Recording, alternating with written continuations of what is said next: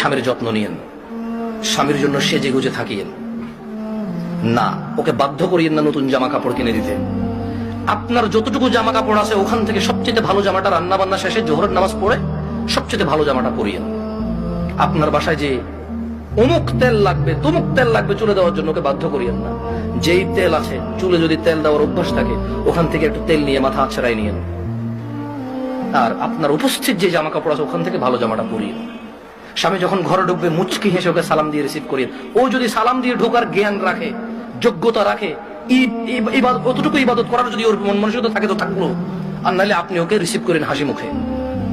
ও গোসলে যাওয়ার আগে গামছা লুঙ্গিটা টয়লেটে দিয়ে আসিয়ে, গোসল থেকে বের হওয়ার সময় গামছা অথবা তোয়াল্লা দিয়ে প্রয়োজন হলে দিয়ে, এরপর জিজ্ঞেস করিয়েন ভাত কি খাবে এখন নাকি একটু পরে। যদি বলে যে পরে খাবে, কিছুক্ষণ পর আবার জিজ্ঞেস করেন ভাত খাবে কিনা। ও যদি পছন্দ করে যে ওর বাবা মা বোন এদের সাথে ভালো আচরণ করা, যদি ও পছন্দ করে আপনার পক্ষ থেকে, আপনি ওর বাবা মা বোন এদের সাথে ভালো আচরণ করিয়েন। ওরা যতই কটু কথা বলুক, আপনি ওর বাবা মা বোনের বিরুদ্ধে ওর কাছে বিচার দিয়েন না। যদি ও পছন্দ না করে বিচার, একটু সহ্য করিয়েন। যখনই আপনাকে বিছানাটাকে যাবেন, কখনো রাগ করে বাপের বাড়ি চলে যাবেন এটা বলবেন না।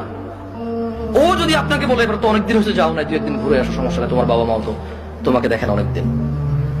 আর বাপের বাড়িতে চলে গেলে 1-2 দিনের মাথায় বলিয়েন চলে আসবো নাকি। ও যদি বলে চলে আসো, তাহলে ও যাবে অথবা আপনার বাবা এসে দিয়ে যাবে, আপনার ভাই এসে দিয়ে যাবে, অভিভাবকের মধ্যে কেউ এসে দিয়ে যাবে আপনাকে।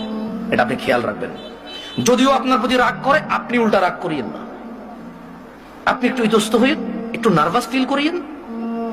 আধা ঘন্টার মধ্যে যদি ও সরি না বলে, আপনি সরি বলে আবার ওর সাথে মিলিত হয়ে যান।